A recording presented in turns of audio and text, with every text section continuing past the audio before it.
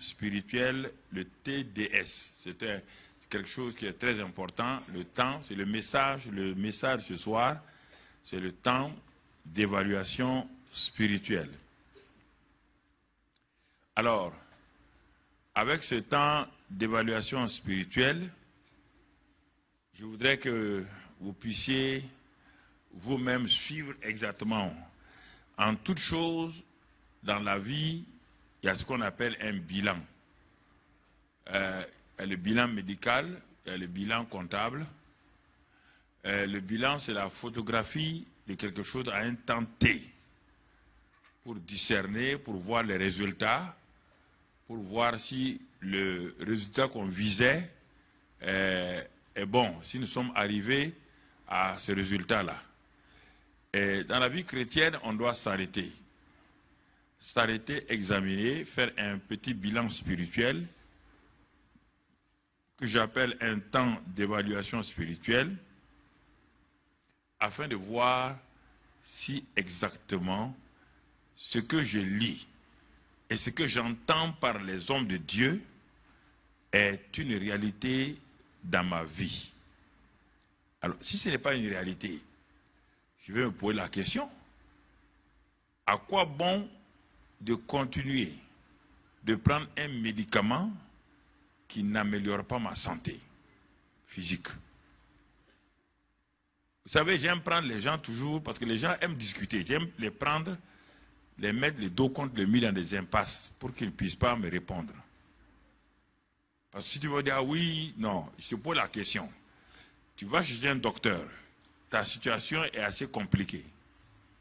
Il te prescrit un médicament, il dit dans 15 jours, voici les résultats, dans 15 jours, ça s'empire. Je pose la question, tu vas discuter avec lui, tu vas lui demander, docteur, ça ne va pas. Y a-t-il pas un autre médicament que vous pouvez prescrire, ou bien poser un autre diagnostic pour savoir est-ce que le médicament qui a été prescrit contre la maladie dont vous avez diagnostiqué la dernière fois.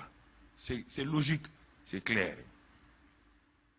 Si ta vie chrétienne, comme la Bible dit, que vous devez porter beaucoup de fruits, et que ce fruit doit glorifier le Père, et tu regardes attentivement dans la Bible, il n'y a pas de fruits dans ta vie. Sois honnête avec toi-même.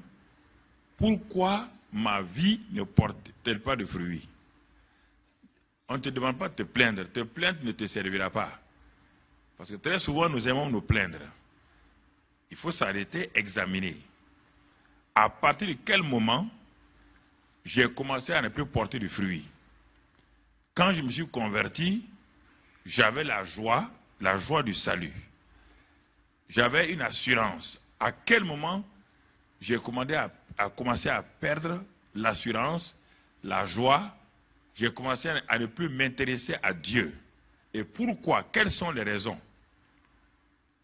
Parce qu'avec Dieu, dans la vie spirituelle, si tu t'es arrêté à un endroit qu'on appelle E1, et tu n'as plus bougé pendant 15 ans, tu viens à l'église, quand Dieu va recommencer avec toi, il va pas te faire bouger, bon, disons un temps T.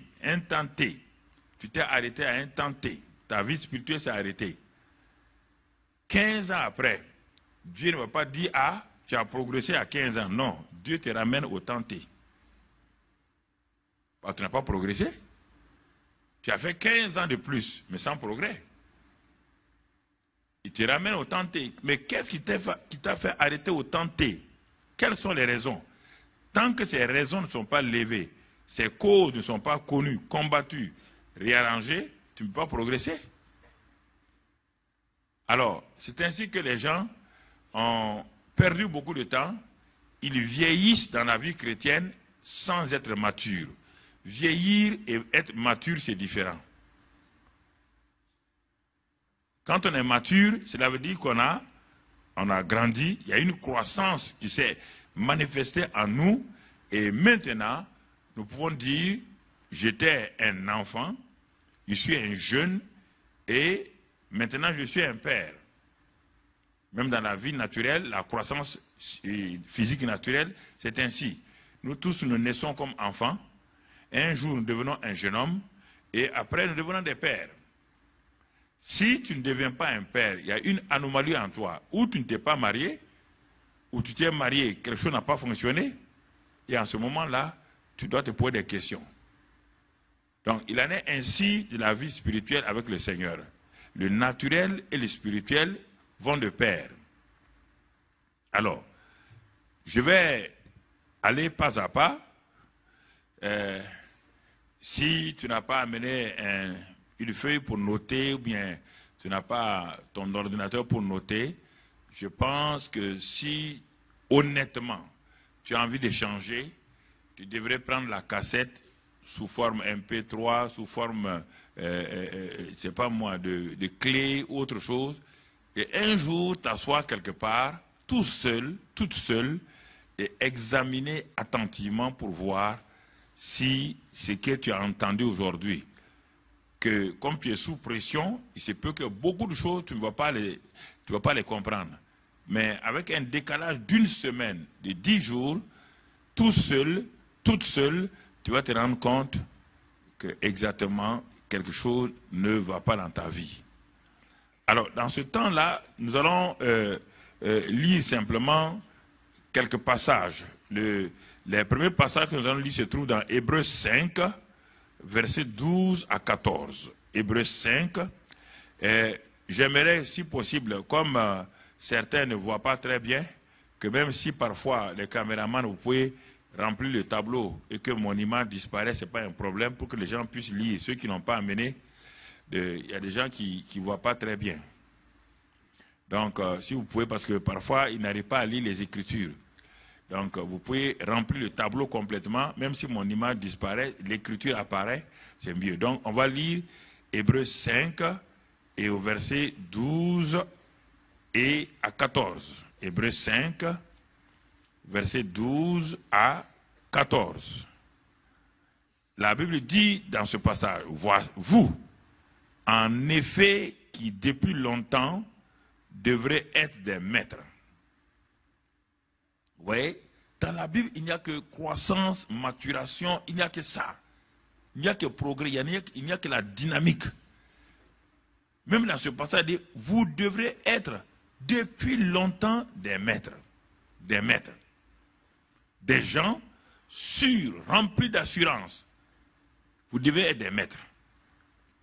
Vous avez encore besoin qu'on vous enseigne les premiers rudiments des oracles de Dieu. Les premiers rudiments. Formidable. Bien. Là, c'est plus visible. Vous avez besoin qu'on vous enseigne. Vous avez besoin. Alors que vous devrez être maintenant enseignant. Pendant des années, dans les années 87 jusqu'à 95-16, chaque année, j'étais en Suisse. J'étais en Suisse, on m'invitait dans tous les cantons, que ce soit les cantons francophones, alémaniques et tout, où je faisais le tour de la Suisse. Mais pendant quelques années, j'ai observé dans les églises du réveil apostolique, toutes les églises réformées, je prêchais partout. L'occasion m'était donnée. Vraiment, la Suisse, j'ai vu que c'était un pays qui demandait, qui avait faim et soif. Bon, j'ai observé quelque chose, c'est qu'au bout de quelques années, il y avait un certain nombre de personnes qui me suivaient partout dans toutes les villes où j'allais, qui écoutaient, qui connaissaient mes messages, mais qui ne progressaient pas. Et un jour, je connais avec un autre homme appelé Jean-Louis Jaé. Nous avons discerné que c'est les mêmes groupes de gens qui le suivent aussi. On prie pour eux, ils tombent, ils roulent à terre, ils se relèvent, l'année prochaine ils tombent, ils roulent à terre. Alléluia, l'onction est venue, mais une onction qui ne change pas quelqu'un, à quoi ça sert? Alors, j'ai commencé à me lasser de voyager. J'ai commencé à me lasser. Et comme en France, je faisais toute la France. tout le sud-ouest de la France, Bordeaux, Marseille, Montpellier, toutes ces régions-là, j'allais tout le temps. Mais c'était les mêmes problèmes. Toujours guérison, miracle, changement, mais du moins désir de succès. On priait, Dieu exauce. Mais quand je reviens l'année suivante, je ne vois pas de changement dans la vie de la personne. J'ai pris pour des couples, les messieurs au chômage, ils ont un bon travail, une élévation, mais toujours les mêmes bagarres, les mêmes casseroles qui volent. Ah non, je ne peux pas. J'ai arrêté de voyager. Canada, c'est la même chose. Canada, j'ai connu Yves et Abi. C'était des jeunes, ils s'asseyaient, quand je prêchais au Canada, c'était des jeunes comme vous, qui n'étaient pas pasteurs, quand je partais au Canada, prêcher. Donc, j'ai fait le tour, c'est pourquoi j'ai arrêté. Il y a des endroits où je vais, parce que je vois qu'ils désirent, ils veulent avancer. Le pasteur même veut avancer, il progresse. Il y a des endroits aussi où je partais, quand j'ai fini de prêcher, le dimanche prochain, le pasteur démonte tout mon message. Alors, les chrétiens me disent, vraiment, ils ne comprennent pas. Le gars t'invite, on est content. Au lieu de nous encourager, il vient pour démonter le message. Il m'invite la fois prochaine. Je lui dis clairement, mon ami, tu sais que je ne cache pas les choses. Hein. Toi, tu es un pasteur, tu n'iras pas loin. Parce que tu es un insensé. Moi, je viens construire, toi, tu détruis. Je ne viens pas chez toi. À Paris, ici, il y en a, peut-être certains écoutent, regardent à travers l'Internet. Il y a plein comme ça où je ne parle plus. Je ne parle plus. Pendant 15-20 ans, j'étais dans toutes les villes, la Belgique, la Suisse, l'Allemagne, le Portugal, l'Italie. J'ai arrêté. Je me suis rendu compte que je perdais mon temps avec certains qui voulaient toujours les mêmes guérisons, les mêmes miracles. Dieu les faisait, il faisait des miracles, des guérisons, mais leur vie intérieure ne changeait pas. Leur vie intérieure ne changeait pas. Les églises, quand on va, ils ont aujourd'hui 200 personnes. Il y a 100 nouveaux convertis, 300. On est content. S'inscrivent. L'année suivante, quand je viens, ils sont à 200 encore. On prêche, ils remontent encore. Mais il y a des pasteurs qui sont là, tueurs de brebis. Moi, je ne peux pas leur donner des brebis, le Seigneur va les tuer. Si vous voyez que je viens ici, vous grandissez. Vous grandissez. Non, je vous dis la vérité. Ce n'est pas parce que votre pasteur est là, hein. Depuis vos catacombes jusqu'ici, là, vous avez grandi, vous avez beaucoup grandi. Les catacombes ne vous ont pas empêché. Les gens venaient dans vos catacombes parce qu'ils recevaient quelque chose. Donc, ça veut dire que vous avancez, vous progressez. Alors, il dit ici, vous devez être des maîtres. Vous en êtes venus à avoir besoin de lait et non d'une nourriture solide. Si un homme de mon âge doit être au lait, ça veut dire que j'ai des problèmes d'estomac ou d'intestin. Il n'y a même pas, j'ai un problème de mauvaise absorption, de mauvaise digestion. Alors, on est obligé de me donner le lait pour que mon estomac, mes intestins, qui ne peuvent pas travailler, que je puisse. C'est ça. Si spirituellement, quelqu'un ne veut plus avoir la nourriture solide, c'est le lait. Ça veut dire que la personne a un problème. A un problème. Parce qu'il y a des choses, dès que le pasteur enseigne, les chrétiens doivent l'appliquer. Ils n'ont plus besoin de poser la question au pasteur. Mais il y a des personnes, vous enseignez 3 heures. Vous quittez et ils demandent, je vais vous voir. Quand vous vous asseyez, ce que vous avez enseigné 3 heures, ils vous posent la même question. Mais vous vous demandez, mais est-ce que vous dormiez quand je prêchais? Non, non, non. Vous avez entendu, oui, oui, mais quoi?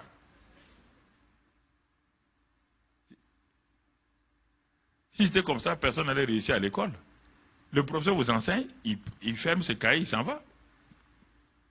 C'est à toi d'aller travailler, à toi d'aller méditer la leçon, à toi d'aller apprendre la leçon. Parce qu'il y a trop de paresseux spirituels dans les églises. Des gens qui ne veulent même pas faire un sacrifice, un effort pour avancer. Ils veulent que les pasteurs mâchent tout, leur donnent tout. Ce n'est pas possible. Jésus n'a jamais fait, Paul n'a jamais fait. Montrez-moi dans la Bible où il y avait des gens qui voulaient voir Jésus pour un problème ou Paul pour un problème. L'enseignement qu'on leur donnait, ils savaient qu'ils avaient le Saint-Esprit. Je n'ai pas dit que ce n'est pas bon. C'est bon, il y a des gens qu'on doit voir, qu'on doit expliquer, parce qu'ils n'ont pas bien saisi. Mais je vais dire, ça ne doit pas être la norme. Ça, c'est l'exception qui fait la règle. Alors, or, quiconque est au lait, dit la Bible, n'a pas l'expérience de la parole de justice.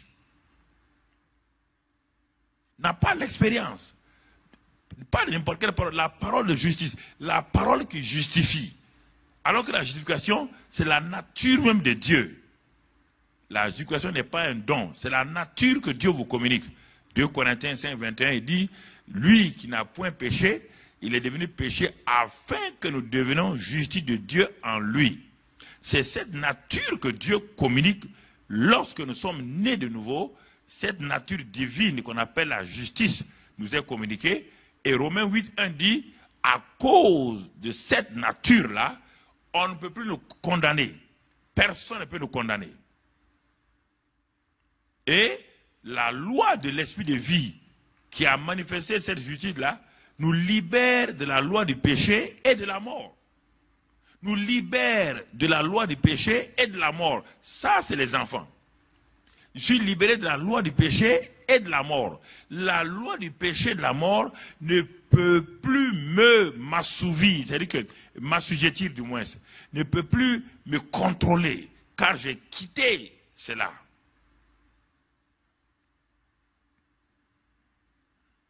Il dit, car il est un enfant.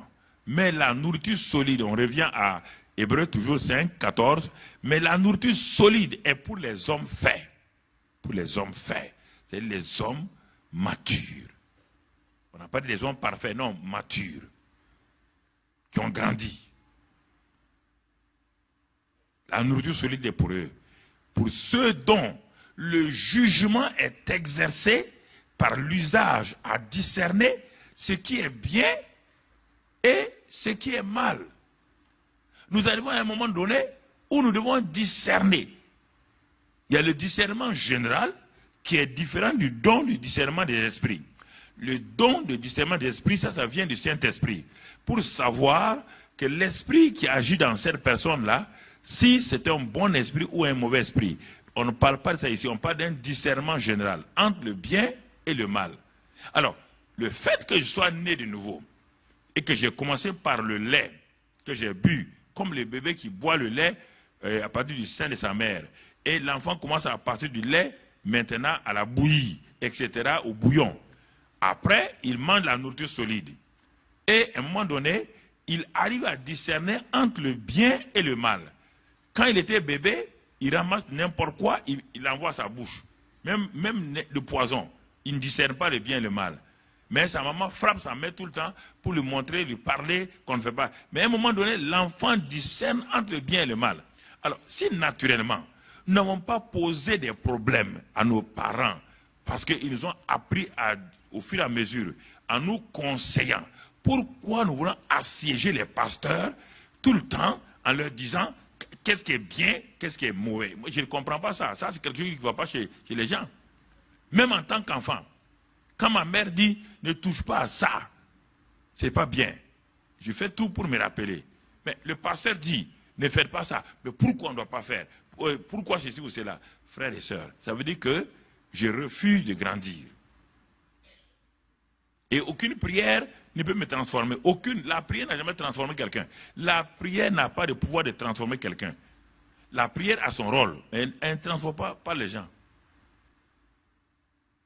Donc vous voyez, ça c'est les éléments de la croissance.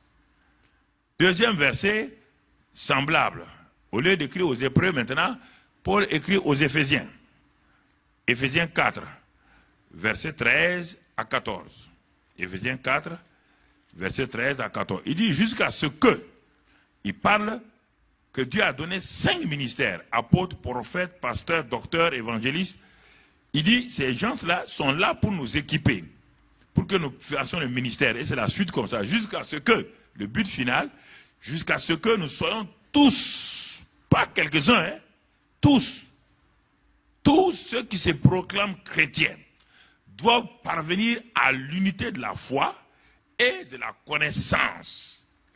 La connaissance révélationnelle, pas intellectuelle, non. La connaissance révélationnelle du Fils de Dieu à l'état d'homme fait, à la mesure de la stature parfaite de Christ. Quand je dis je grandis, en ce moment-là, Christ se forme en moi. Quand je suis né de nouveau, Christ est venu à moi en tant qu'un bébé. Mais le Saint-Esprit qui est là pour donner la mesure totale de Christ, plus je mange la parole de Dieu, j'obéis, je pratique, alors le Christ qui est en moi prend une stature, il grandit. Comme le petit Jésus, né de Marie, est devenu un petit enfant qui était rempli de sagesse, qui était rempli donc de grâce, et ensuite il a grandi devant Dieu et devant les hommes. Le Christ qui est en moi par la nouvelle naissance, lorsque je le nourris par la parole de Dieu, lorsque je pratique la parole de Dieu, ce Christ-là commence à grandir. Et à un moment donné, mon homme intérieur arrive à la stature parfaite de Christ. Mon homme intérieur arrive à la stature parfaite de Christ. Et en ce moment-là, c'est facile d'avoir l'unité de la foi dans une église. C'est facile que nous puissions aller de l'avant. Donc ça, c'est ma vie personnelle. Oui. C'est comme ça que vraiment nous devons avancer pour le thème de cette année. C'est le thème le plus important de la Bible. Tout le reste est secondaire. Christ en nous, c'est le thème le plus important. Parce qu'il y a Christ en nous, il y a le fait que nous sommes en Christ, c'est différent. Nous sommes en Christ, ça, on bénéficie des choses que Christ a. Mais Christ en nous, c'est sa vraie personne qui se développe. Il ne faut pas, on dit en lui, nous avons ça. En lui, nous avons ça. Si vous lisez dans Éphésiens 1, en lui, nous sommes bénis. C'est différent du fait que Christ est en moi, c'est différent. Alors, si je comprends ces choses, c'est pourquoi je dois être un homme et une femme de la parole. Pourquoi tout ce que nous venons de dire là, quel est le pourquoi de tout ça? Le pourquoi, c'est que le Père Céleste a un désir profond dans son cœur pour ses enfants. De même que tout bon père sur cette terre-là, qui a des enfants, a un désir profond de voir chacun de ses enfants réussir. Cela vient du fait qu'il y a un Père Céleste, un Père Céleste qui a le même désir. Il le communique à tout homme qui devient un père. Il le communique à tout homme qui devient un père.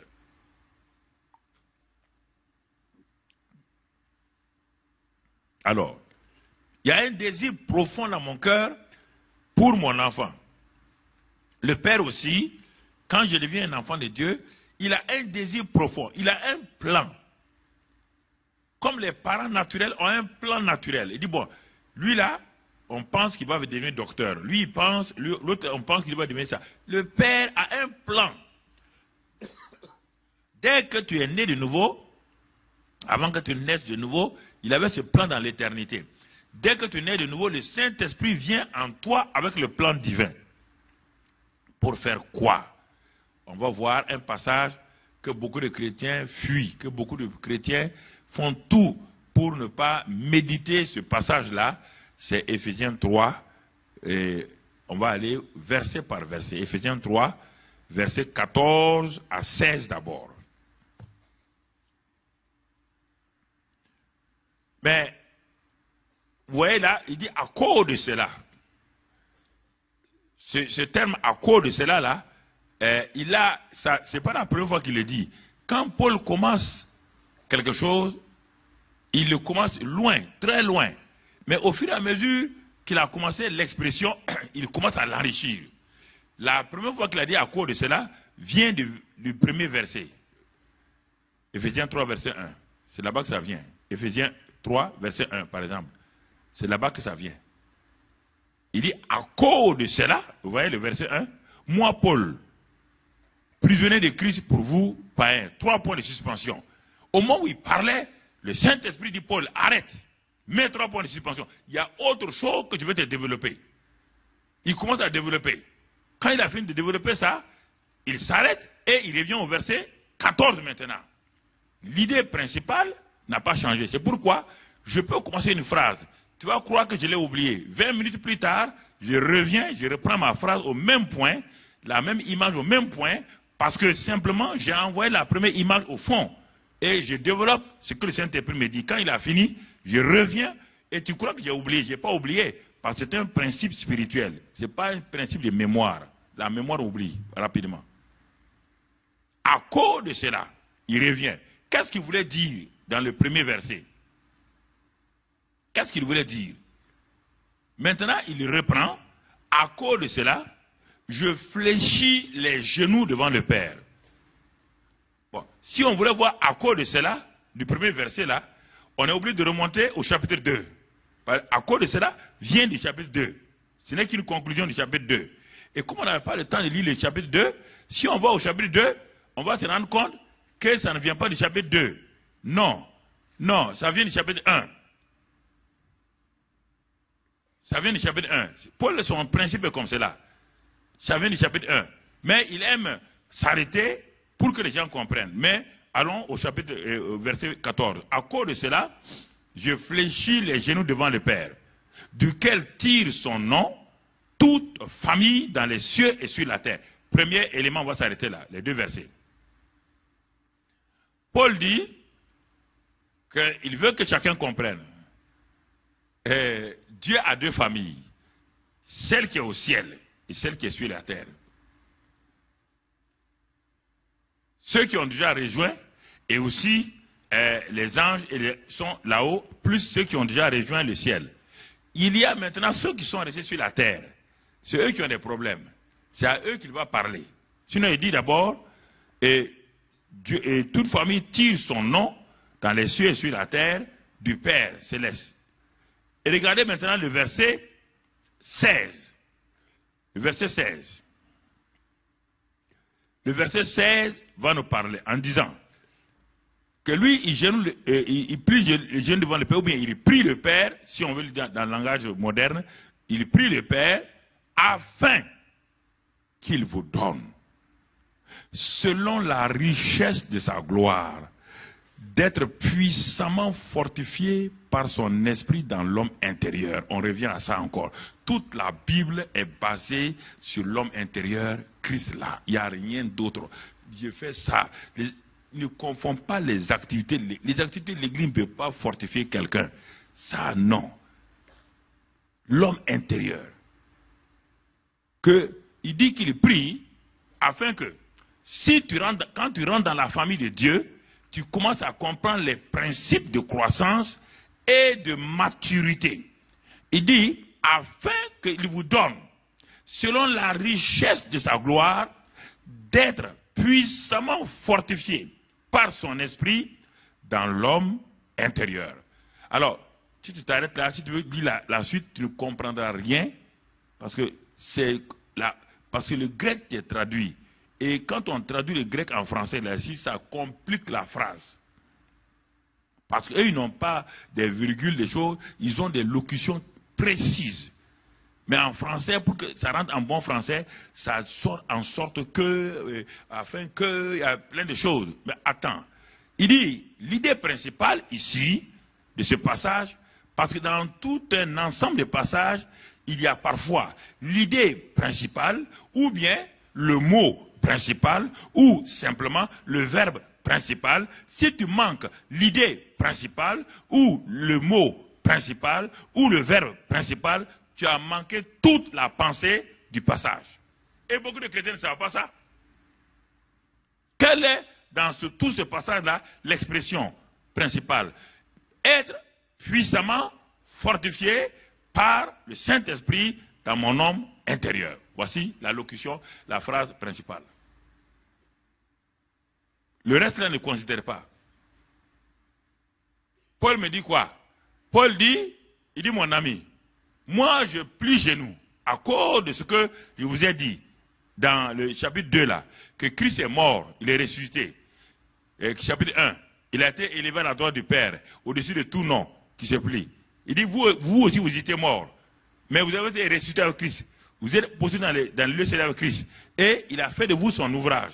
Et en faisant de vous son ouvrage, il a préparé des bonnes œuvres afin que vous les accomplissiez. Tout ça, c'est Éphésiens 2, versets 8, 10. Et il continue. Il dit, à cause de cela maintenant, à cause de ce qu'il a fait là, qu'il a ressuscité Christ, il l'a positionné, il t'a ressuscité avec lui, il t'a positionné, tu es son ouvrage, il a préparé des bonnes œuvres afin que tu les prépares. Il dit, à cause de cela, si la suite là ne suit pas, bien que tu sois positionné dans le lieu céleste, que tu sois béni de toute bénédiction, mon ami, tu vas manquer ton but. Il dit, je vais prier maintenant, je vais prier, pour que tu ne manques pas cette révélation-là, que non seulement tu as été élevé, que tu ne manques pas. Parce que pour que tu puisses être vainqueur, il faut que ton homme intérieur soit puissamment fortifié par le Saint-Esprit.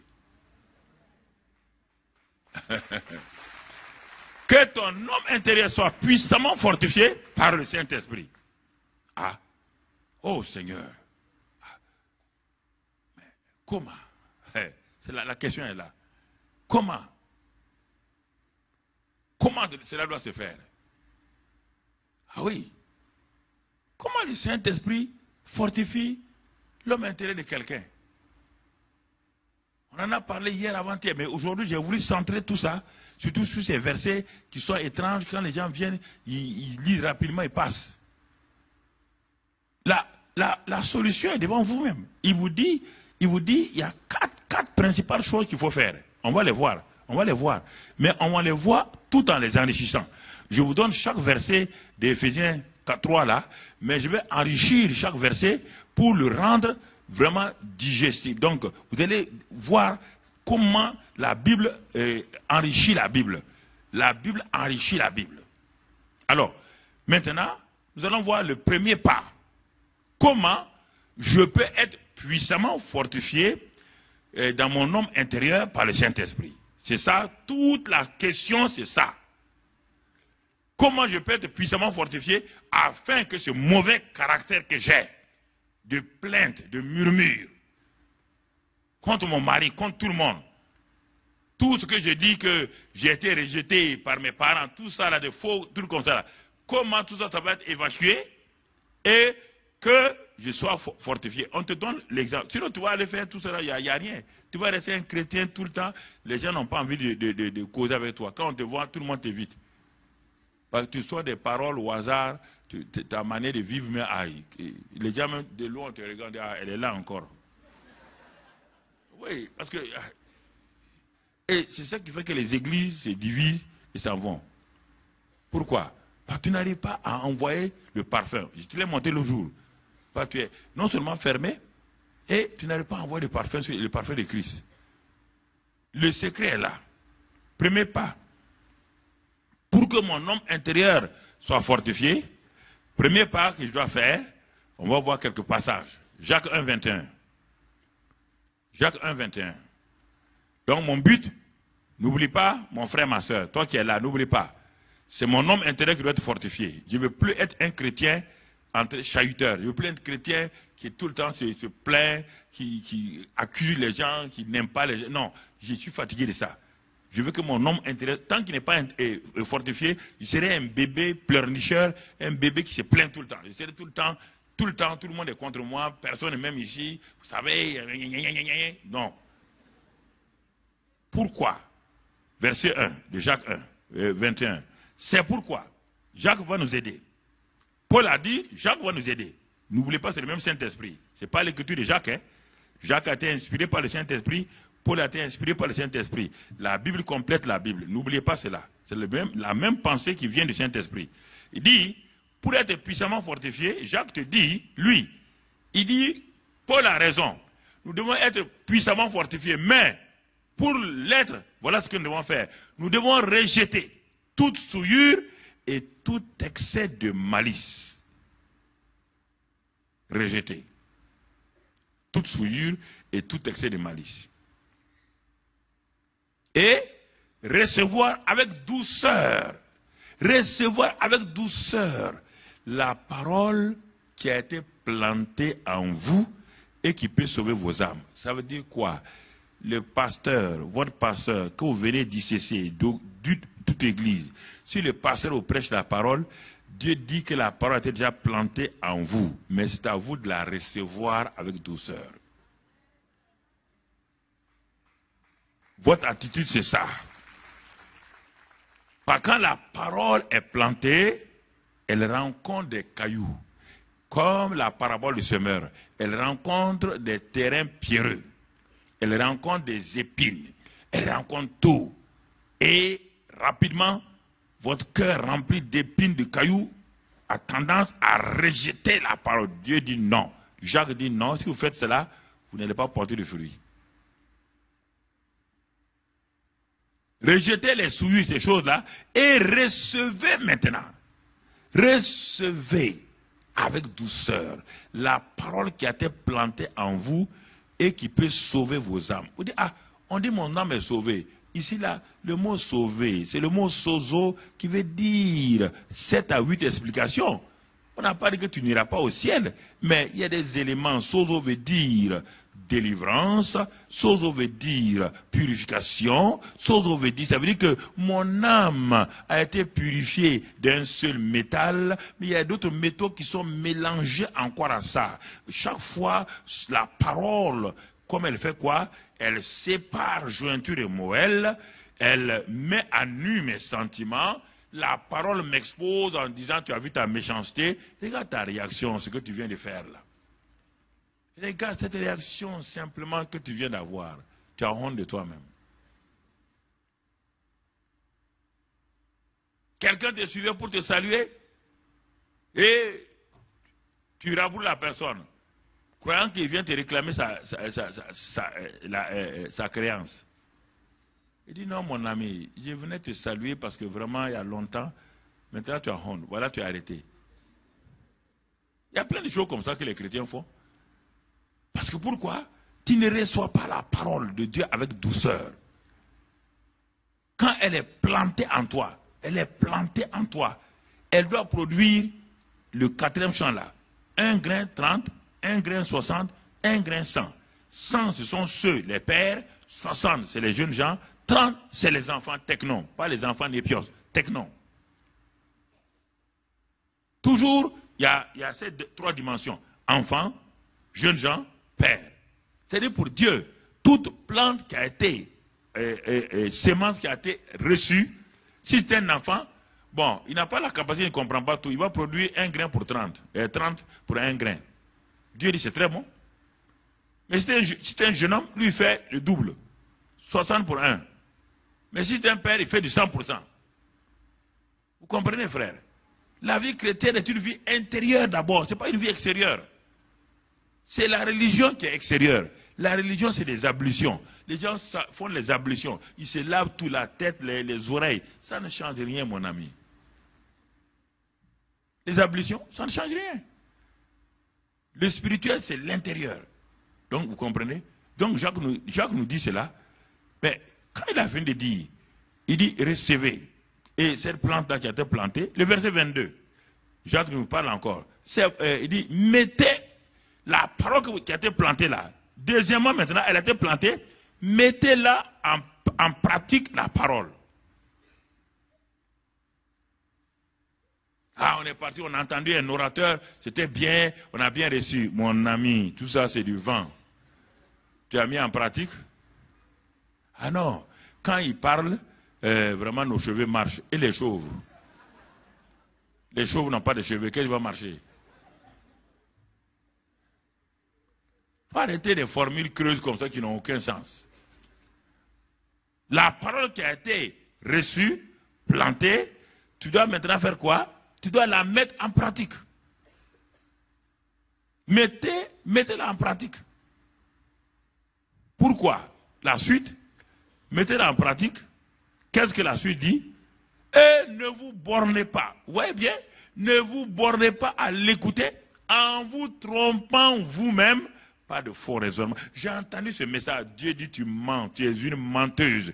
Ta vie n'a pas changé. Tu es encore rempli d'amertume, rancunière. Tu dis tu as changé. Il dit mais tu te trompes toi-même. Tu es une séductrice. Tu n'as rien entendu. Tu n'as rien entendu. Une plante qui a été plantée, son but c'est de porter du fruit. Non, elle ne peut pas porter du fruit si tu ne la mets pas en pratique. Tu la reçois avec douceur, elle est plantée et ensuite tu la pratiques. Et qu'est-ce qu'elle va faire? Elle va commencer à porter du fruit. Et ne dis pas oui, j'ai entendu ça, vous savez. J'étais parti au séminaire d'un tel là. Ne parle pas d'un tel. Tu es là aujourd'hui. Aujourd'hui là, on est en train de faire une évaluation. Est-ce que mon ami, tu as reçu la parole avec douceur? Dans quel domaine? Dans le domaine de ta vie. C'est quoi? Regarde bien dans le domaine de ta vie. Dans un domaine de ton caractère. Tu as reçu la parole. Ça a changé quelque chose? Non, ça n'a rien changé. Donc tu t'es trompé toi-même. Tu t'es séduit. Tu n'as pas bougé. Tu n'as pas progressé. Donne-toi une note, tu verras. Donne-toi une note. Évalue-toi toi-même.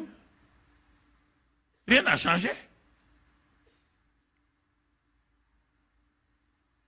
Tu t'es couché à terre, tu as pleuré. Quand tu es levé, tu as oublié. Dès que tu es sorti de l'église, tu as oublié ce qu'on a dit. Rien n'a changé. Ne te borne pas à écouter en te trompant toi-même. Vous comprenez le verset 22. Toujours, on a le premier pas, c'est le premier pas pour se fortifier. S'il n'y a pas ça, le Saint-Esprit vient. Le Saint-Esprit n'a qu'une seule arme pour travailler qu'on appelle la parole. Si tu ne lui donnes pas la parole pour travailler, le Saint-Esprit ne fait rien. Verset 23, Jacques 1, toujours, premier pas, pour être transformé puissamment par le Saint-Esprit, pour que le Saint-Esprit soit content de travailler avec ton homme intérieur, c'est ça, c'est la parole. Versets 23 et 24. Car si quelqu'un écoute la parole et ne la met pas en pratique, il est semblable à un homme qui regarde dans un miroir son visage naturel. Qui regarde dans un miroir son visage naturel. Verset 24. Et qui, après s'être regardé, s'en va et oublie aussitôt quel il était. C'est tellement logique. Ça, même un enfant comprend ce que ça veut dire. Tu regardes ton visage dans le miroir. Tu te lèves le matin, tu regardes ton visage. Ton visage est sale, c'est rempli de souillure, c'est rempli de salive. Au lieu de plonger, le miroir vient de te parler. La parole de Dieu est silencieuse, elle parle silencieusement, comme un miroir. Le miroir t'a parlé silencieusement. Tu as entendu la voix de ton miroir. Le miroir que tu as mis dans ta salle de bain, vient de te parler à toi, un être humain, un ingénieur. Vient de te parler, un professeur, que ton visage est sale, qu'il y a la souillure partout, il y a la salive partout, il y a des déchets dans tes yeux, tu es mal peigné, tu regardes ton miroir et tu sors, tu vas au service.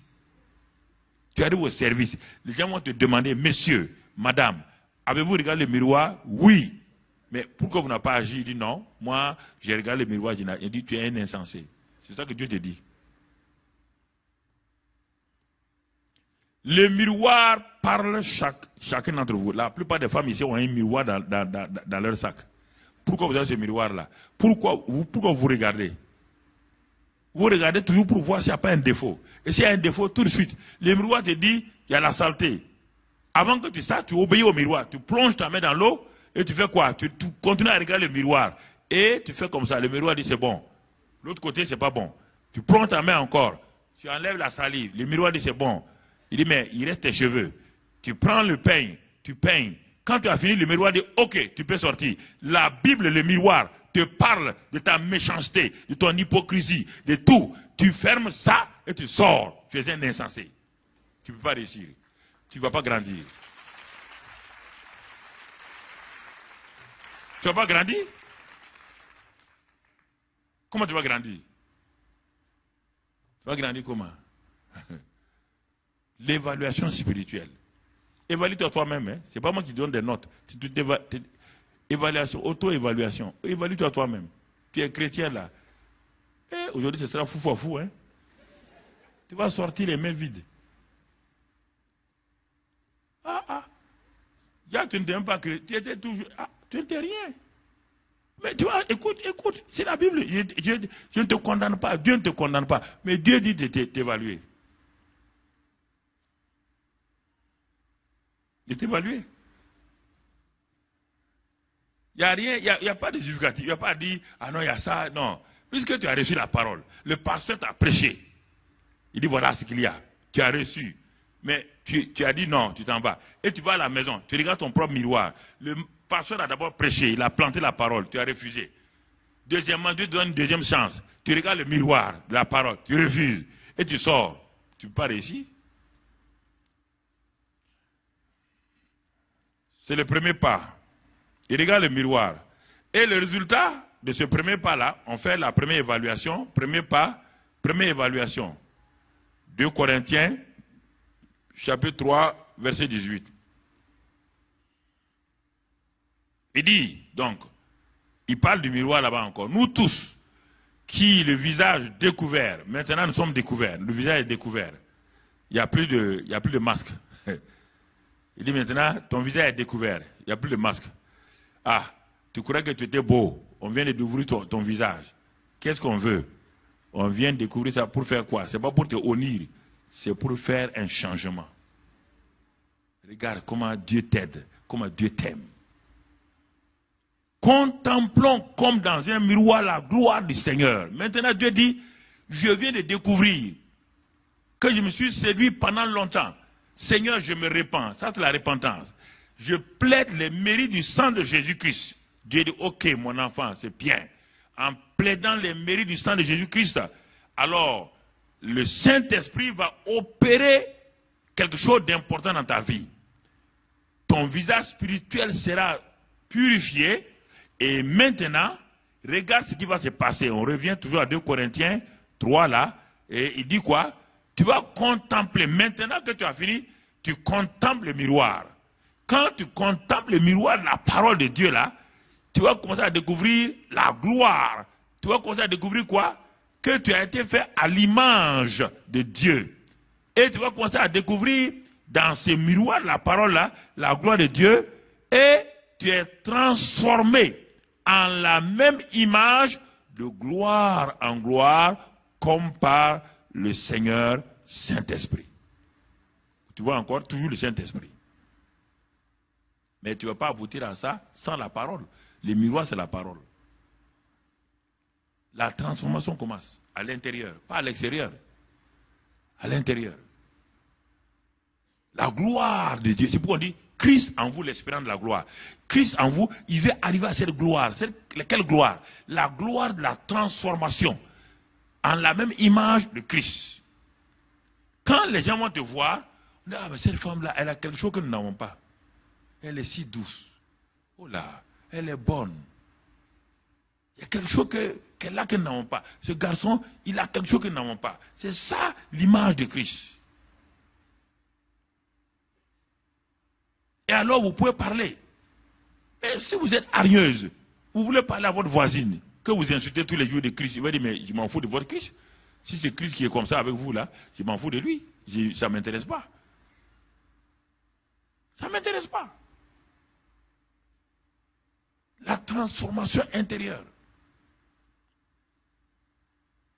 Le but final, c'est d'être transformé de gloire en gloire à l'image de Christ. Alors ici, là, on ne parle pas, on parle à chacun individuellement, on ne parle pas du mari, on ne parle pas de couple ici, on parle d'individus. Ne regarde pas ton mari, ne regarde pas ta femme. Ça ne regarde pas ton mari, c'est toi, monsieur X, madame X, Y. Parle pas de couple ici. Alors, ici là, si tu n'es pas transformé, tu vas vouloir te justifier en accusant ton mari. Ça ne marchera pas. Tu n'es pas transformé.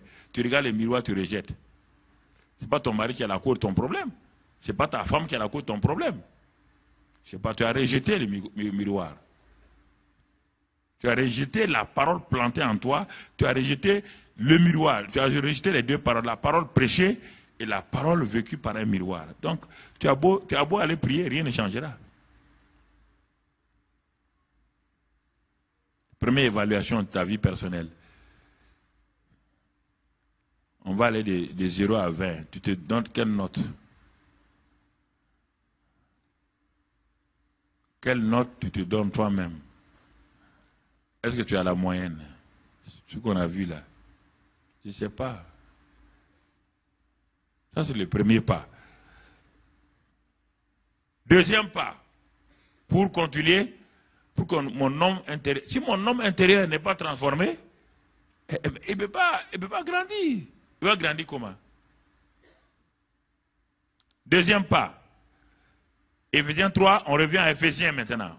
On revient toujours parce que c'est notre texte de base. Éphésiens 3, verset 17 maintenant. On quitte le verset 16. On va commencer à aller au verset 17. Il dit, quand tu as compris ça, regarde bien, c'est un verset que tu as lutté pendant des années pour comprendre là.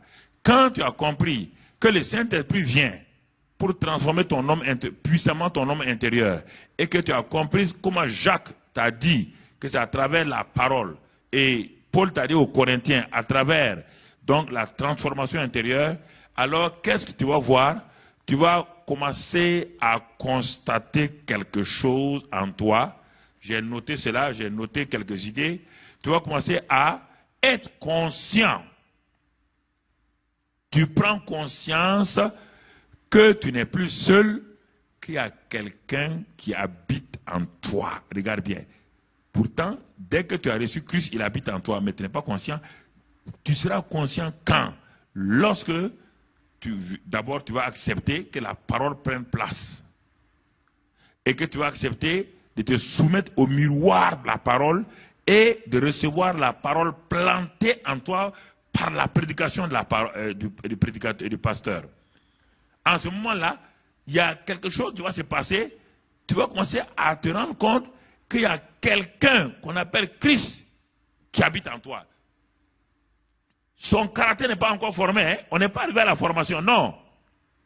Parce que Paul dit, il faut que Christ soit formé en vous. On n'est même pas arrivé là-bas. Ça, c'est la fin de la vie de Paul. Il dit que lui-même, donc tu vois, on est dans un processus. Ça, c'est le deuxième pas seulement. Tu deviens conscient que, mais Christ habite en moi. Ce n'est pas quelqu'un qui le dit. La révélation vient. Et la crainte de Dieu commence à s'installer. Même si quelqu'un vient chez toi, commence à débiter sur un frère, à bombarder sur un frère, tu ne prends plus plaisir à ça. Tu te rends compte que le Christ qui habite en toi ne prend plus plaisir aux diffamations, aux choses, aux mensongères, parce qu'il n'accepte plus ça. Tu deviens conscient. Conscient. Je parle de ton esprit, je ne parle pas de ton âme. Hein. L'âme va venir plus tard. Quand on parle de l'homme intérieur, on ne parle pas de l'âme, on parle de ton esprit intérieur. Tu es conscient que Christ habite en toi. Christ est devenu réel. Tu ne vis pas la réalité. Tu es d'abord conscient. Vivre là n'est pas encore arrivé. Notre thème, vivre la réalité. Non. Il faut d'abord que tu sois conscient que Christ est en toi. Avant de vivre maintenant sa réalité. Avant de voir sa manifestation. Ce que je te dis là, c'est simple. C'est comme ça. Puisque c'est comme ça qu'un bébé qui est né dans ce monde la vit. C'est comme ça qu'il vit. Le bébé ne prend pas conscience d'abord qu'il a une maman. Non, aucun bébé. Il ne sait même pas si son bras est son bras à lui. Il ne sait pas. Il peut mordre son doigt, il peut mordre son bras, il n'est pas conscient. C'est au fur et à mesure qu'il prend conscience de ces choses-là, qu'il sait distinguer entre le bras de sa mère et son propre bras. Au départ, le bébé ne distingue rien. Le bébé spirituel, c'est pareil. Mais il faut qu'il soit nourri de la bonne parole, parce qu'un bébé naturel qui rejette le lait maternel, qui rejette en permanence, il y a une inquiétude chez la mère. Elle va chez le docteur, chez le pédiatre rapidement. mon bébé ne retient pas de lait. On va chercher la cause. Un chrétien qui ne retient pas le lait spirituel que son pasteur lui donne, ou bien que lui-même il lit dans la Bible, il est un chrétien malade. Il doit aller voir le pasteur et dire, mais ça ne va pas. Moi, ma vie là, ça ne va pas. Alors maintenant, on a à ce deuxième pas là, Christ habite réellement en moi. Alors, je vais m'arrêter là pour faire une analogie entre je prends conscience que Christ habite en moi avec le mariage. Je vais te montrer pour que tu comprennes. J'aime descendre dans les choses les plus simples pour te permettre à toi de monter toi-même. Je prends quelqu'un, un jeune homme, qui décide de se marier. Effectivement, il se marie. Il reçoit chez lui une femme, oui ou non? Il a reçu une femme dans sa maison. Donc, j'ai reçu Christ chez moi, en moi. Bien qu'il en soit le propriétaire. Mais c'est une analogie, elle n'est pas parfaite, puisque l'analogie naturelle n'est pas aussi parfaite que le spirituel. C'est pour te donner, pour comprendre. Donc, voici, je me marie, je reçois cette jeune fille-là chez moi. Cette femme chez moi. Je l'ai reçue, je me suis marié, c'est réel. Je suis né de nouveau, c'est réel. Personne ne peut dire que je ne suis pas né de nouveau. Je suis né de nouveau. C'est réel. Je me suis marié, c'est réel. Mais ce n'est pas suffisant. Elle est chez moi, c'est réel. Elle est dans mon lit, c'est réel. Elle est partout. Je la vois dans chaque chambre, elle est réelle. Mais mon frère, ma soeur, c'est pas ça. Le but final, c'est pas ça. Elle est chez toi là. Est-ce tu l'as intégrée? Dans ta tête, tu l'as intégrée? Ça, c'est sur le plan naturel. Celle qui est chez toi là, la femme qui est chez toi là, comment la vois-tu? Tu l'as reçue comme quoi? Tu l'as simplement reçue comme une source de plaisir sexuel? Ensemble, tu n'as pas reçu une femme. Tu as reçu une source de plaisir sexuel que tu ne vas jamais honorer. Chaque fois que tu auras des désirs, tu vas aller vers elle pour satisfaire tes désirs sexuels. Est-ce que c'est une femme? Tu n'as pas reçu une femme, tu as reçu une source de plaisir sexuel. C'est terrible. Tu veux des sentiments, tu as reçu Christ. Tu veux des sentiments, une joie, tu as la joie. Ça, tu n'as pas reçu Christ. Tu as reçu des sentiments de joie. Deuxièmement, cette femme-là, après avoir satisfait ton libido, deuxièmement maintenant, qu'est-ce qu'il y a? Tu vas lui dire de te préparer un repas. Tu as reçu une cuisinière chez toi, pas une femme. Elle ne fera que satisfaire tout ce que toi tu veux, mais tu n'as pas reçu une femme. Tu n'as pas reçu une femme. D'abord, la femme n'est pas consciente de ça. Parce que pour elle, dans sa tête, elle est en train de se donner à son mari. Alors que son mari est en train de chercher des plaisirs sexuels. Elle est en train de faire la cuisine pour son mari. Alors que le mari est en train de manger le repas d'une cuisinière. Le jour qu'elle va se rendre compte, ce sera terrible.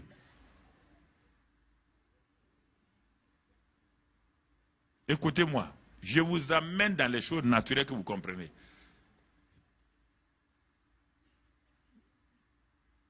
Ou bien vice-versa, le mari, c'est la même chose.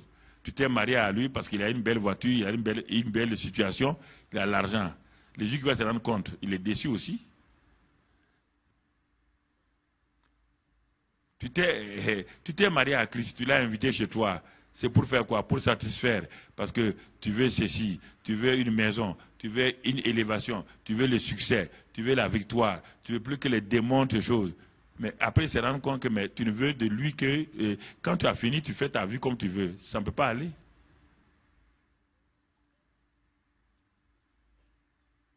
Christ, tu dois être conscient que c'est Christ, c'est sa personne qui est en toi.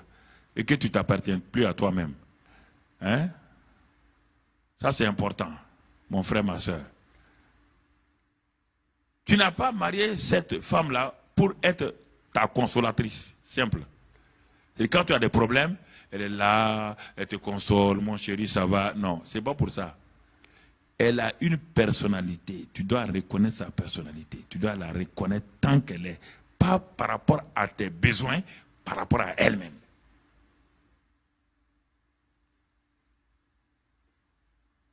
Et c'est pourquoi ça ne dure pas. Tu comprends? Tu n'as pas marié cet homme-là. Parce qu'il y a beaucoup de jeunes filles qui rentrent dans le mariage parce qu'elles ont souffert dans leur famille.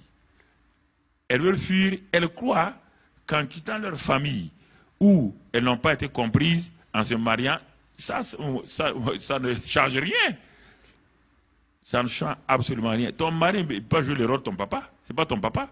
Ici, c'est ton mari. Ce n'est pas ton papa. Ou bien si c'est un homme, ta femme n'est pas ta mère. Ce n'est pas ta mère, c'est ta femme. Elle ne peut pas faire oublier ton passé. Il y a quelqu'un qui fait oublier le passé des gens, c'est Jésus.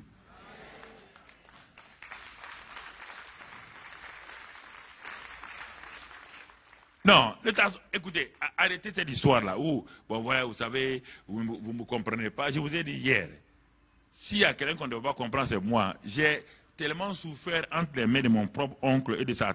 Pas l'oncle lui-même, ma tante, la femme de mon oncle. J'ai tellement souffert que je devais être quelqu'un aujourd'hui de malade. Mais tu me vois là, il n'y a rien. Je n'ai pas d'amertume, un passé, j'ai été blessé. Blessé de quoi? Une blessure qui ne guérit jamais. C'est quelle blessure que vous avez? Et Jésus vient en vous. Et écoutez, Jésus ne vient pas guérir les blessures, Jésus vient enlever votre passé pour vous donner une nouvelle vie. C'est ça la nouvelle création. Arrêtez de vouloir guérir des gens qui ne sont pas nés de nouveau. Vous perdez votre temps? Pasteur Jacques. Ne perds pas ton temps, tu vas l'asseoir. Ah oui, tes blessures là. Tu as été blessé par qui? Ah, c'est ma tante Germaine. Bon, après, il y a qui? C'est mon oncle là. Mon oncle là, il a abusé de moi. Mais il a abusé de toi. Tu es une nouvelle création. Tu crois ça? Les choses anciennes sont... Donc, pour Jésus, il a... Maintenant, est-ce que tu crois que le Saint-Esprit habite en toi? Non, non, non.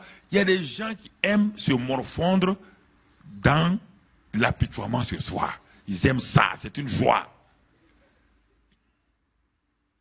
Que 5 personnes s'asseyent autour d'elle. Ah oui, mais tu as vraiment souffert, hein? Ah, ah. Mais personne ne te comprend. Ah, ah. Mais j'ai jamais vu une femme comme ça, dégourdie, mais personne n'est reconnaissant. Oh, voilà. Ça te sert à quoi? Ça te sert à quoi? Les mêmes personnes qui sortent là, quand ils vont partir, écoute-les au dehors. Tu vois ce qu'ils vont dire sur toi. Écoute, tu ne connais pas les gens. Ok. Écoute-les au dehors. Écoutez, frères et sœurs. L'homme intérieur puissamment fortifié par le Saint-Esprit, par la parole de Dieu, prêché par le pasteur. Quand le pasteur prêche, c'est pourquoi je me suis nouvellement converti, je ne m'asseyais jamais derrière. Je venais m'asseoir au premier banc. Je ne vais pas manquer ce que le pasteur a dit. Parce que je me suis pris au sérieux. Attention, je suis né dans une famille musulmane. Je sais ce que ça veut dire. Devenu chrétien en France, je suis loin de ma famille. Quand je vais rentrer, toute ma famille est 100% musulmane. Des LH, des Aga et tout, qui sont allés à la Mecque. Si je pars parler de Jésus, sans être convaincu, je saurais ce que ça veut dire. Tu comprends? C'est pourquoi je voulais être sûr, si je n'ai pas fait un mauvais choix. Je n'ai pas changé, je n'ai pas accepté Jésus parce que je voulais quelque chose. Non, je savais que le changement là allait me coûter cher. Et j'ai failli mourir. Donc je venais m'asseoir tout le temps. Quand je rentre seulement, je m'assois au premier banc. Tout ce que le pasteur dit, j'écoute. Quand je ne comprends pas, je pars lui demander. Et j'ai commencé à acheter des livres. La vie chrétienne normale, Watchman Nee, ça m'a beaucoup aidé. Pour comprendre la vie chrétienne normale. Ah, il dit c'est comme ça, oui. Et quand je suis allé au village en vacances, textuellement, ils m'ont attaqué. Ils ont dit à ma mère, il faut qu'il meure. Parce que c'est le jeune homme, on comptait sur lui. Il est parti en France et il est devenu cafre. C'est un incirconcis. Comme son papa était un wariyou. Il a fait la honte. J'étais en train de mourir, ma mère pleurait. Mais heureusement que dès les premiers, j'ai pas été contre quelqu'un. J'ai montré que mon Christ, et Christ m'a guéri. Tu comprends? C'est ça. Ça m'a permis de comprendre la réalité de Christ. Je ne comprenais pas tout, hein, mais au moins, il est réel pour m'avoir protégé. C'est là que j'ai commencé tout doucement. Je faisais beaucoup d'erreurs, mais je me suis attaché à la Bible. Je lisais la Bible. Lisais la Bible matin, midi, soir. Je voulais savoir si ce livre est vrai ou pas. Si quelqu'un, ce sont des gens qui ont monté ça pour nous tromper. J'étais initié au Coran. Alors, j'ai un autre livre ici. On me dit que quand je suis arrivé à Jean 14, verset 6, je suis le chemin, la vérité, la vie. Je me suis arrêté. Je dis, bon, ce gars-là, c'est un plaisantin. Personne n'a. J'ai lu les livres. J'ai lu les livres des chefs religieux. Personne n'a dit, je suis le, article défini. Lui, il dit, je suis le chemin, la vérité, la vie. Nul ne vient au Père que par moi. Il dit, soit c'est le plus gros menteur, ou alors je viens de découvrir le filon. Et j'ai découvert le filon.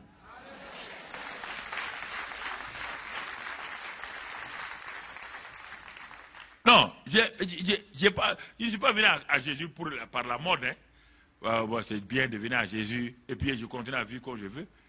Combien de fois j'ai dit à Dieu, il dit, bon, si c'est ça, si je ne réussis pas, je retourne dans l'islam. Ce n'est pas la peine d'être hypocrite. Je ne suis pas hypocrite. Je retourne dans l'islam. Ça, au début, je ne comprenais pas. Mais Dieu m'a montré, non, tes erreurs là ne sont pas un problème. C'est ta motivation. Si tu es bien motivé, tu fais une erreur. Mais si tu es mal motivé, ce n'est plus une erreur que tu as commise, c'est un péché que tu as commis. La mauvaise motivation ne donne pas des erreurs, ça amène des péchés, c'est le mal. Pas confondre. Hein? La bonne motivation peut aboutir sur une erreur, mais la mauvaise motivation n'aboutit pas sur une erreur, elle aboutit sur un mal, du mal. Parce que tu es déjà mal motivé et ce que tu as fait là, tu sais pourquoi tu le fais. Il ne faut pas dire que c'est une erreur. Alors, donc tu comprends ici. Tu as accueilli cette femme, tu as accueilli cet homme-là. Et tu ne l'as pas reconnu. Hein? Alors, mon frère, ma soeur, c'est une personne que tu as accueillie chez toi, une personne. Elle a un caractère. Elle a son langage. Elle a ses émotions. Elle a tout. Mais si toi, tu ne veux pas accepter du tout ces erreurs, ces imperfections-là, ah, mon ami, tu viens de commettre la plus grosse erreur de ta vie. Tu fais venir quelqu'un chez toi. C'est parce qu'elle est différente que tu l'as fait venir. Et tu veux pas, tu veux la dominer. Ah non, non, moi je n'aime pas ça. Je n'aime pas un mari comme ça. Je n'aime pas mon ami. Tu t'es marié à cet homme-là, l'homme le plus désordonné de la terre. Quand il arrive, il jette ses chaussures à gauche, à droite. Son slip fait le tour et part tomber sur le lit. Il sait rien, c'est pas il n'a jamais vécu correctement. Il n'a jamais fait son lit. Toi, tu fais le lit, lui, il défait le lit. Tu l'as marié, non? Tu l'as marié, toi, tu es équipé. Ramasse ça, mets ça tranquille. Ah non, moi, je n'aime pas ça. Chez vous, on ne m'a pas appris mon ami. C'est comme ça que je vis. C'est comme ça. Le problème, c'est... Non, les gens disent non. Tu veux créer une bagarre à cause de slip et des choses? Prends le slip, mets-le quelque part. C'est pas fini. Un jour, il comprendra qu'on ne jette pas les slips. C'est pas striptease ici.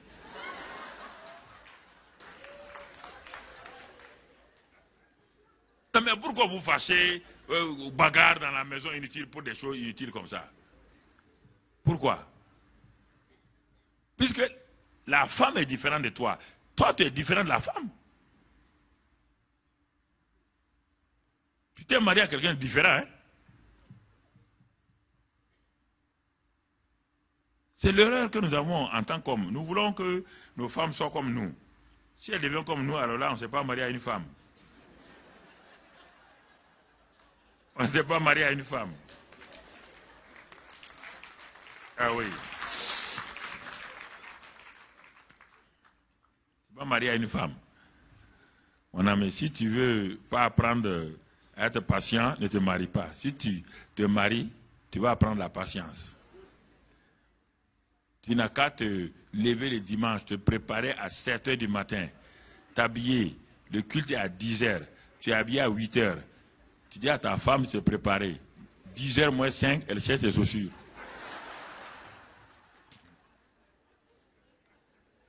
Toi, tu es prêt depuis 2 h. 8 h moins 5, elle dit à ce moment, chérie, où sont mes chaussures? Tu dis, mais tes chaussures, mais les voilà. Ça, c'est la femme. C'est comme ça, elle est comme ça. C'est ça qui fait, c'est ça qui est bien.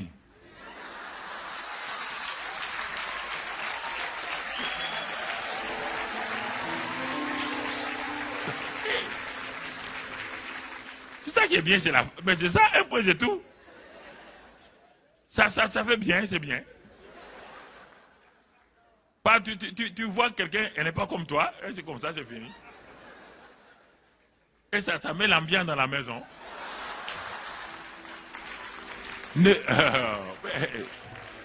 Ça met l'ambiance dans la maison. C'est pas fini. C'est fini, mon frère.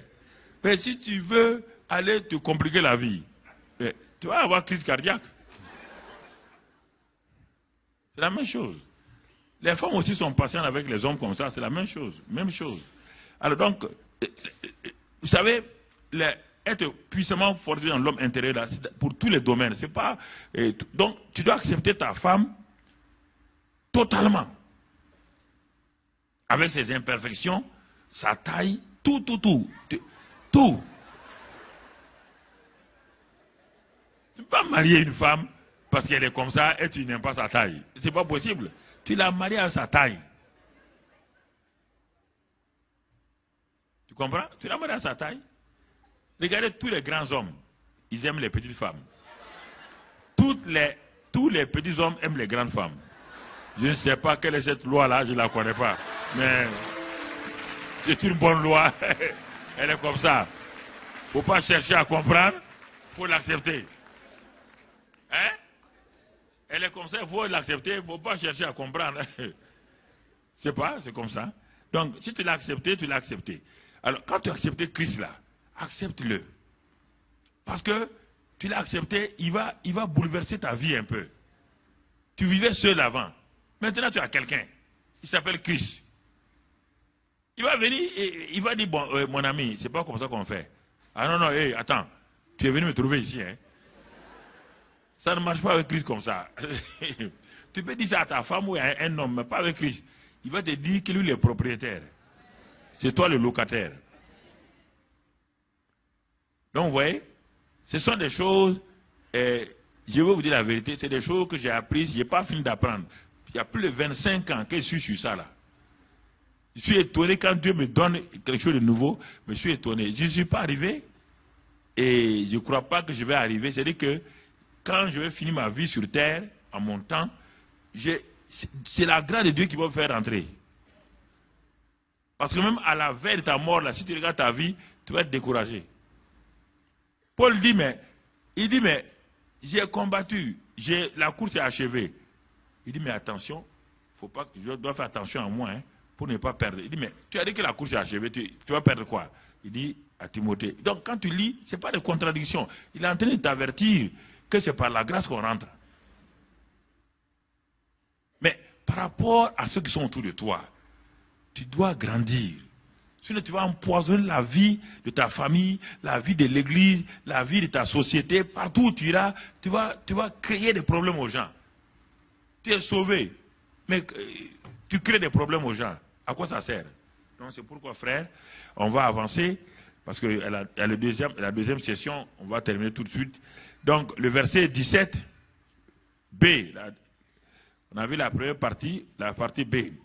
Afin, maintenant quand tu as découvert ça, tu vas voir, afin qu'étant enraciné et fondé dans l'amour, tu vois bien, enraciné. On a planté la semence. Maintenant, le Saint-Esprit est venu pour te fortifier.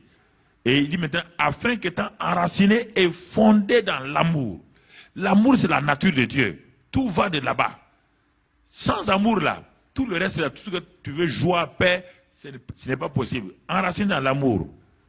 Alors, c'est important que nous comprenions cela. Si tu es conscient que Christ habite en toi, alors tu t'y appliques et tu commences, mon frère, ma soeur, à t'enraciner dans l'amour pour ton prochain. Tu vas commencer à voir quelque chose maintenant. Ça, c'est, on a fini ta propre partie. Maintenant, tes relations sociales. On va commencer à les voir. Ah, je suis enraciné, je sais que Christ habite en moi, je suis transformé, et la parole de Dieu, les miroirs, je regarde le miroir, et donc j'opère selon ce miroir-là, et la parole que le pasteur a plantée dans ma vie. Maintenant, quels sont les effets de ça sur mes relations sociales, mes relations horizontales, pas verticales seulement, surtout horizontales. Mes frères et mes sœurs, lisons le verset 18. 18, Éphésiens 3.